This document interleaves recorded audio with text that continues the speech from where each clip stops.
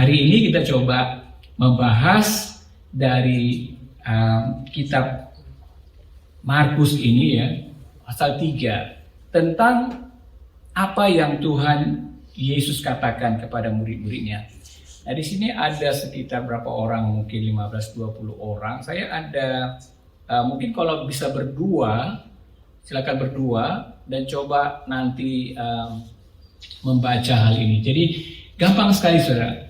Kita coba baca dan kemudian tanyakan pertanyaan di bawah ini. Lalu datanglah ibu dan saudara-saudara Yesus. Sementara mereka berdiri di luar, mereka menyuruh orang memanggil dia. Ada orang banyak duduk mengelilingi dia. Mereka berkata kepadanya, "Lihat, ibu dan saudara-saudaramu ada di luar dan berusaha menemui engkau." Jawab Yesus kepada mereka, "Siapa ibuku dan siapa saudara-saudaraku?" Ia melihat kepada orang-orang yang duduk di sekelilingnya itu dan berkata, "Ini ibuku dan saudara-saudaraku. Barang siapa melakukan kehendak Allah, dialah saudaraku laki-laki, dialah saudaraku perempuan, dialah ibuku." Mungkin ada yang mau 1-2 orang yang komentar apa yang kira-kira saudara mendapatkan kesan yang radikal di sini atau sesuatu yang belum pernah saudara lihat, tapi hari ini bisa menemukan ternyata yang seperti ini. Ada 1-2? Yeah. You kind of related to what the conversation last night. We talking about racism. Yeah. Racism. Yeah. Semua kita yang ada di ruangan ini, kita nggak bisa bilang bahwa we not racist. They're a liar. I will tell you guys liar. You say that you not racist. I will tell you that you are a liar. I will tell you. I dare to tell you that you are a liar. Everyone have a tend to be a racist. Tapi tergantung pada kadar rasisme kita ya. Misalnya contoh orang Indonesia ya. Saya lebih suka sama suku Ambon karena mami saya orang Ambon, papi saya orang Timur. Yeah, I'm not gonna associate with the Manado or any other thing. Batak. I go in mana? That's racist too. A nation. Now, kita orang Indonesia hanya mau kumpul dengan orang Indonesia aja. Orang Chinese dengan orang Chinese, orang bule dengan orang bule. That's racist. Nggak ada bedanya juga sama ini. Cuma kayak kita bilang ya, orang itu bilang, kamu ada saudara ini, saudara Yesus datang. Dia bilang, itu saudara kamu kumpul di luar. Tapi apa jawab Yesus? Pretty radical jawabannya. Pretty radical. Jadi, ya, dia bilang, saudaraku adalah yang melakukan firman Tuhan itu adalah you are my brother and my sister. The one who do the will of God, that you are my brother and sister. No matter how your skin color, yeah, your background or whatever, you are my brother and my sister as long as you do the what God Tuhan perintahkan ya. That's really good. That yeah. Jadi racism we can kita bisa kalahkan dengan bahwa nggak ada perbedaan kalau kita melakukan apa. Sampai pernah dengar John Lennox? He's a scientist. Was a scientist who believe in God. He loved God so much. John Lennox ya. Setiap dia mau khotbah, dia bilang selalu, everyone have to agree, but we are created in the image of God. Kalau kita semua orang punya mindset that we all in the image of God, no racism. Oke, baik, terima kasih Pak Daniel ya. Kembali kepada siapa diri kita ya. Ya. Ibu Mince tadi mau? It's similar like he said. Wah, okay. Sama seperti Daniel said. Iya. Tapi aku pikir orang-orang itu memanggil dia, bilang apa? Ibumu dan saudara-saudaramu ada di luar mau engkau gitu. Itu Tuhan Yesus.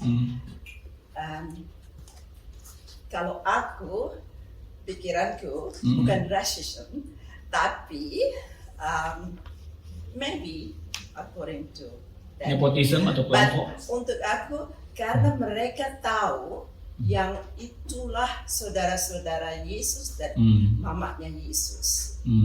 Jadi mereka tahu yang Tuhan Yesus itu, dalam pikiranku Tuhan Yesus itu manusia biasa,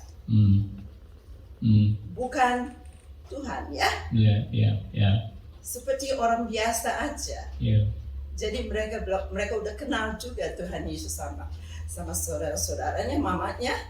Jadi mereka bilang, oh itu mamamu sama saudara-saudaramu panggil.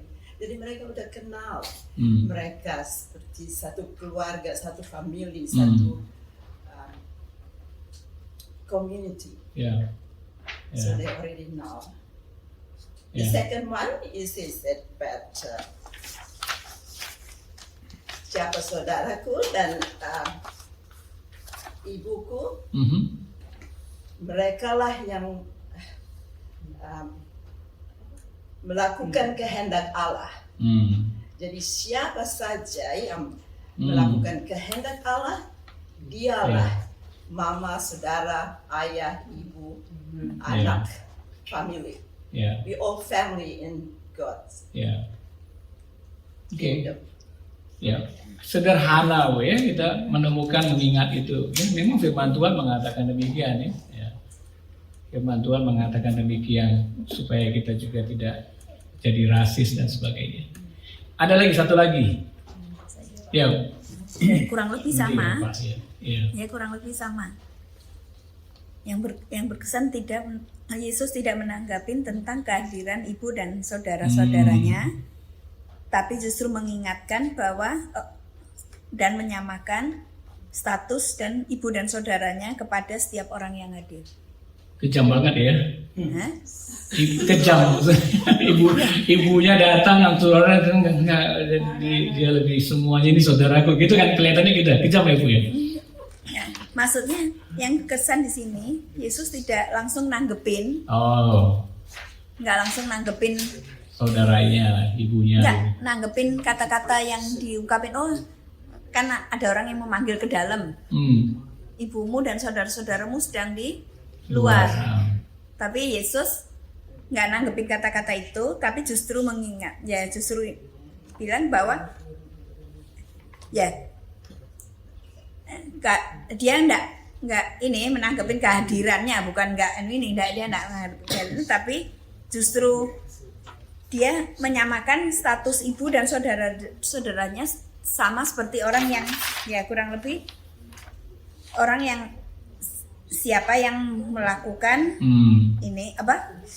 kehendak Allah ya. Yang melakukan kehendak Allah, dialah adalah saudara-saudaraku dan dialah saudara perempuan, dialah saudaraku perempuan, dialah ibuku. Jadi dia tidak dia tidak membedakan status gitu. Ya, bahkan dia memasukkan kelompok yang tidak ada hubungan darah itu menjadi saudaranya dia gitu. Nah, mungkin saya perjelas sedikit maksud. Oh iya. Iya. Sudah jelas ini. Yesus tidak langsung menanggapi tentang kehadiran ibu dan saudara-saudaranya. Di sini yang berkesan, maksudnya berkesan justru dia hal yang penting ibu dan saudara tadi dia alihkan kepada mengingatkan orang-orang sekitar atau mungkin ada muridnya di situ. Mengingatkan bisa mengalihkan kepentingan ibu darah tadi, ibu dan saudara, justru malah dia pentingkan untuk pengajaran dan mengingatkan tentang hal yang sangat penting tadi, bahwa setiap orang siapapun itu bisa yang melakukan kehendak Allah adalah itulah saudara-saudara. Malah dia pakai momentum itu untuk mengingatkan yang lebih penting. Di satu pihak dia memang tidak dikatakan menjelekkan panggilan keluarga, tetapi dia gunakan waktu itu untuk juga menjelaskan ininya gitu. Jadi nggak langsung tiba-tiba angkat segala sesuatu pulang, dia ikut ke ibunya. Nggak seperti itu ya. Tapi dia juga mementingkan saudara-saudara yang ada di situ. Kalau di Matius dikatakan dia disciples itu. Orang-orang itu orang-orang murid-muridnya gitu kalau di kitab Matius. Terus satu lagi Bu Susi ya, silakan Bu. Dari ayat sebelumnya itu kan Tuhan Yesus sudah populer sekali buat mujizat di mana-mana. Setan ya. Ribu-ribu orang tuh ikutin, pengen dengar Tuhan Yesus, pengen lihat mujizatnya. Jadi saudara-saudaranya sampai pikir ini sudah waras ini, makan aja sampai nggak sempat tadi. Tapi mereka juga ada kebanggaan sebetulnya bahwa aku nih saudaranya loh, aku nih saudaranya. Jadi mereka berusaha untuk cari perhatian kayaknya, mau show off, bahwa aku nih saudaranya loh. Makanya lalu datanglah ibu dan saudara-saudara itu, sementara mereka berdiri di luar, mereka menyuruh orang memanggil supaya loh ini loh saudara-saudaranya. Tapi Tuhan Yesus bilang, kamu jangan pikir bahwa aku datang pas jadi saudara-saudara kamu kalau kamu tidak percaya bahwa aku datang dari Allah sebagai juru selamat. Kamu bukan saudaraku. Semua yang saudaraku adalah, meskipun ini bukan saudara sedaging, tetapi kalau dia percaya bahwa aku datang untuk menyelamatkan kamu menjadi anak Allah. Kita satu keluarga di dalam kerajaan Allah. Jadi kalau menurut saya gitu ya. Sepertinya itu menyikat, memotong semua kebanggaan yang tidak perlu, yang sebetulnya itu dalam kerajaan Allah tidak ada itu seperti itu. Jadi mengubah Radikal perubahan itu ya, pandangannya ya. Puji Tuhan, terima kasih. Kita berbicara di sini tentang to belong. Dalam bahasa Indonesianya menjadi bagian. Dikatakan menjadi bagian itu sangat penting. To belong itu sangat penting. Ya enggak? Tempat di mana kita diterima, tempat di mana kita merasa aman. Kalau kita tidak ada rasa memiliki di tempat itu, kita tidak merasa nyaman dan kita merasa sendirian. Kita sering ke pesta, kalau satu orang, dua orang yang kita kenal, kita merasa tidak menjadi bagian, tidak enak, tidak nyaman gitu. Jadi to belong, menjadi bagian itu sangat-sangat penting. Sebagai manusia, keinginan terbesar kita adalah untuk mengenal dan dikenal. Setuju kan? Kita mengenal dan dikenal gitu. Untuk mencintai dan dicintai, serta merasa yakin bahwa mereka yang mengenal dan mencintai kita akan selalu ada untuk kita melalui suka dan duka. Ada banyak orang yang datang ke pertemuan ini, tapi tidak semuanya merasa menjadi bagian. Ada yang mencoba, ada yang karena libur, tidak semuanya merasa aman dan nyaman gitu.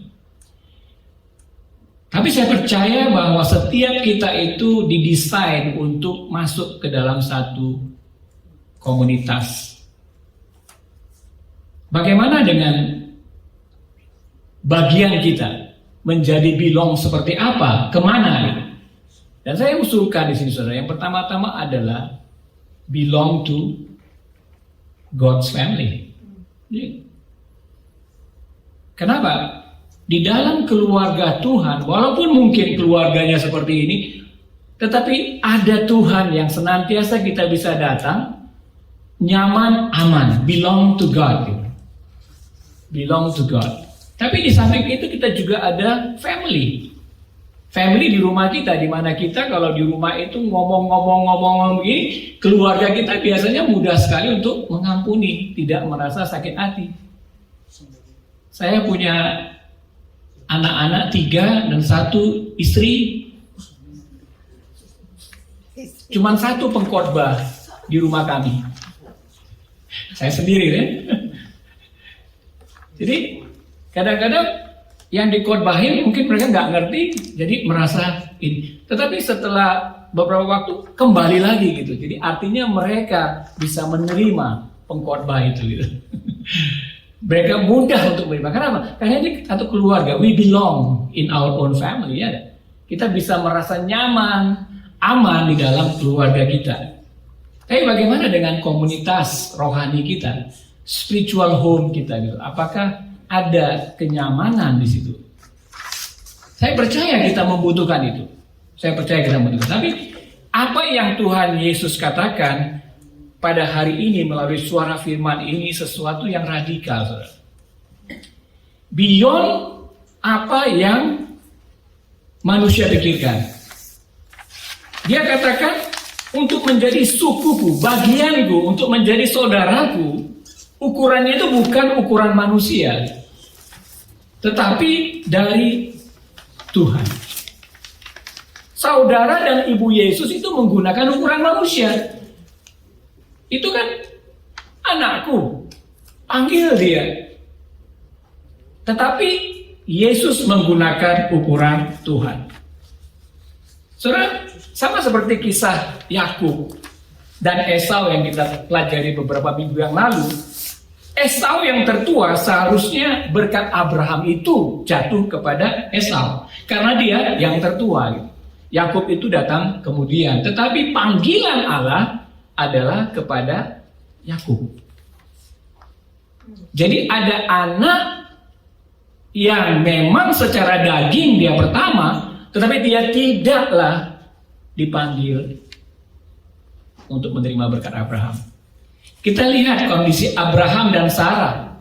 Beberapa waktu yang lalu juga Pak Bambang Nursena bersama kita dan dia menceritakan bagaimana anak daripada Abraham dan Sarah itu ada Ishak. Sedangkan Abraham dan Hagar, budaknya Sarah itu Ismail. Nah, firman Tuhan katakan bahwa anak kedagingan dia itu adalah Ismail yang dari Hagar. Tetapi anak perjanjian itu adalah Ishak. Ada pemikiran-pemikiran yang sifatnya kedagingan, ada pemikiran-pemikiran yang bersifatnya roh. Banyak sekali di dalam tulisan Paulus bagaimana dia memposisikan kita sebenarnya adalah anak yang dihasilkan oleh Roh Allah. Anak yang dilahirkan oleh Roh Allah. Nah, masalahnya bagaimana kita mengatasi kedagingan kita. Saudara, ukuran dari Allah butuh untuk kita rendah hati bisa melakukannya. Kalau orang yang sombong dan penuh kedagingan itu dapat mengecewakan kita. Makanya di sini Yesus mengatakan tentang barang siapa yang melakukan kehendak Allah itu adalah sukuku, itu keluargaku, ini saudaraku. Terus ada implikasinya ketika Yesus mengatakan bahwa yang melakukan kehendak Allah inilah yang adalah saudaraku. Mungkin kita bisa katakan ini saya saudara Yesus, tapi ukuran kita adalah saya datang ke gereja hari Minggu. Saya saudara Yesus. Haleluya, puji Tuhan. Gitu. Tapi ukuran Allah berbeda. Di Matius 7 dikatakan tentang apa, saudara? Banyak orang pada zaman akhir akan mengatakan, Tuhan, Tuhan, Tuhan, Tuhan, Tuhan, aku sudah menyembuhkan, aku sudah melayani dalam namamu. Tetapi Yesus katakan, aku tidak kenal kamu. Penyalah daripadaku. Nah, konteks yang kita pelajari di sini adalah ukuran yang Tuhan Allah berikan untuk apa, saudara? Untuk mempersiapkan kita supaya kita tidak punya salah pandangan, saudara. Ketika Yesus mengatakan, barang siapa melakukan kehendak Allah, itulah saudaraku. Ada 3 implikasinya, saudara. Yang pertama-tama adalah keluarganya Yesus itu adalah orang-orang yang taat Allah. Yang taat Allah. Taat Allah itu artinya apa? Taat artinya menyadari bahwa Allah sendirilah adalah figur yang utama dalam kehidupan kita. Berapa kali saudara kita menyadari bahwa kita itulah adalah Allah ini? Ya kan? Walaupun kita nggak punya kuasa macam-macam, tetapi keegoan kita, keangkuhan kita, kesombongan kita, kepintaran kita sudah menjadi Kristen berapa tahun? Orang-orang yang taat kepada Allah, pertama, ketika dia mau menjadi saudara Yesus, pertama-tama dia harus taat kepada Allah. Taat kepada Allah. Kemudian implikasi yang kedua, semua orang dipanggil, tetapi ada yang terlibat, ada yang menerima, ada yang juga yang menolak. Kenapa? Barang siapa? Jadi terbuka ini sebenarnya untuk menjadi saudara Yesus. Saudara ingat gak di Matius 25 ketika zaman akhir Yesus gambarkan apa? Dikatakan pemisahan antara kambing dan domba gitu. Kemudian dia katakan kenapa seseorang dianggap sebagai dombanya Yesus? Yesus katakan apa? Ketika kamu melakukan ini kepada orang yang lapar dan haus, kamu melakukannya bagiku. Ketika saya di penjara, kamu datang ketika orang di penjara dan kamu datang menolong orang di penjara, kamu melakukannya bagiku. Jadi kita lihat banyak sekali nanti orang-orang saudara yang saudara Yesus, tapi mungkin dia tidak ada bersama dengan kita di sini, atau tidak punya komunitas yang namanya gereja Kristen. Karena ini terbuka, semua orang dipanggil. Dan ada yang terlibat, ada yang menolak. Sama seperti di Matius 25, ada orang yang tidak memberikan kepada orang-orang yang membutuhkan. Tapi kalau kita mau disebut sebagai saudara Yesus, do it, kita melakukannya. Yang ketiga implikasinya adalah saudara-saudara Yesus, orang-orang yang mau melakukan kehendak Allah adalah orang yang tunduk. Orang yang tunduk. Bahwa kita ini bukanlah Tuhan. Masalah ketuhanan itu, kemarin waktu Pastor Edmund Chan datang dan berbicara kepada staff Crossway hari Selasa, dia berbicara tentang pemuridan. Dan pertanyaannya, mengapa pemuridan itu sangat-sangat sulit di berbagai gereja? Jawabannya apa? Karena lordship, ketuhanan. Kita ini sudah menjadi Tuhan bagi diri kita sendiri. Bukan lagi Tuhan Yesus, bukan lagi kehendak Yesus. Dan banyak orang tidak memegang lordship Yesus sebagai Tuhan dalam kehidupannya. Sehingga akhirnya ketika disuruh memuridkan, ketika disuruh melakukan kehendak Tuhan, lebih enak tidur, Netflix, holiday, dan semuanya itu, saudara. Padahal Tuhan mengatakan, we have to do it. Gitu. Jadi 3 implikasinya bahwa orang-orang saudara Yesus ini adalah orang-orang yang taat kepada Allah. Kemudian orang semuanya dipanggil across suku manusia, kedagingan, across keluarga. Semuanya dipanggil. Dan juga yang ketiga adalah orang-orang yang saudara Yesus yang melakukan kehendak Allah adalah orang yang tunduk, mau berkorban. Dan tempatkan ketuhanan Yesus sebagai Tuhan. Firman ini sangat sederhana, tapi kita terus akan dimotivasi, saudara, untuk apa? It's not about apa yang kita ketahui tentang Yesus. Ya kan? It's not about that. It's important untuk kita ketahui siapa Yesus itu. Tapi apa juga yang kita lakukan kalau kita mau menjadi saudara Yesus? Nah, saya berharap, saudara, bahwa pandangan kita berubah. Dan pertanyaan terakhir seperti ini, apa kira-kira yang saudara dapat lakukan agar tergolong suku Yesus? Apa yang dapat kita lakukan agar kita tergolong suku? Tadi ada yang sempat bicara masalah itu? Belum ada ya diskusi. Pertanyaan nomor 2, apa kira-kira yang saudara dapat lakukan agar tergolong suku Yesus?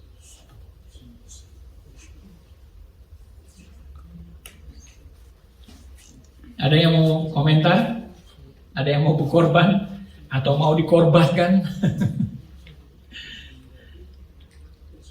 Tolong berikan contoh-contoh praktis.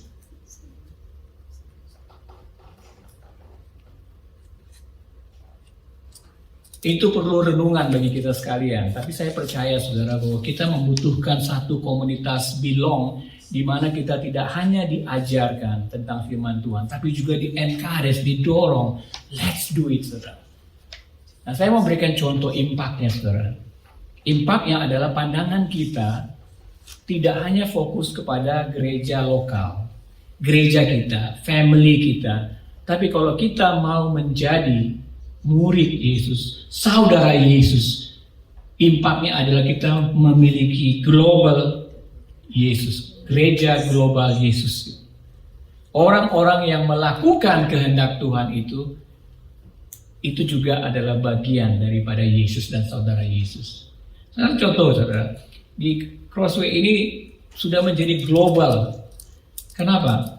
Karena 60% budget dari Crossway ini bukan untuk melakukan service seperti ini, service seperti di Inggris sana.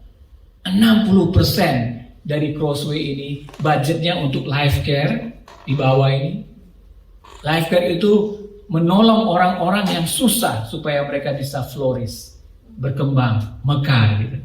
Tapi juga menolong 72 missionaries Crossway. Tapi juga menolong gereja-gereja seperti gereja-gereja di Australia. Ada 150 gereja di Australia yang Crossway bantu untuk mereka bisa menjadi murid yang memuridkan lewat BDC, Building Discipling Culture gitu. Jadi Crossway sudah memberikan contoh kepada kita bahwa we are global church. Kita bukan hanya memikirkan yang di dalam, tapi juga yang di luar. Yang puji syukur kita di Indonesia juga demikian, saudara. Kita ada 3 gereja di Indonesia. Dan minggu lalu kita bicara mungkin ada 10 gereja lagi yang mau masuk bagian daripada coaching BDC ini. Dan kita sangat exciting karena ini adalah saudara-saudara kita juga. Saudara-saudara Yesus, mereka mau melakukan kehendak Yesus. Itulah saudara kita, saudara. Nah, akhirnya saudara, bagi kita sekalian yang di sini, mari kita jadikan tempat ini, saudara, di Belong kita ini untuk menjadi tempat di mana kita bertemu dengan saudara-saudara Yesus. Orang-orang yang melakukan, orang-orang yang mencintai Tuhan dan menyadari bahwa ya apapun korban yang harus dibayar, but misinya adalah berharga untuk kita lakukan, saudara. Di sini ada tempatnya, saudara. Tempatnya bagi kita untuk bisa melakukan semuanya ini. Amin, saudara. Amin. Puji Tuhan.